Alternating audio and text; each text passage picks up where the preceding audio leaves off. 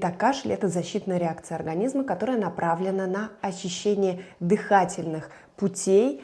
И человек делает при этом глубокий вдох, потом закрывается голосовая щель, и грудные и брюшные мышцы сокращаются, и происходит мощный выдох с раскрытием в этот момент голосовой щели, за счет чего мы слышим кашель и кашлевой толчок. 4 основных вида кашля. Первое – это сухой кашель. Он часто появляется в самом начале ОРВИ, потом самостоятельно переходит во влажный. Второй вид кашля – это влажный кашель. Это такой, который создает ощущение, что его как будто бы легко и можно откашлять.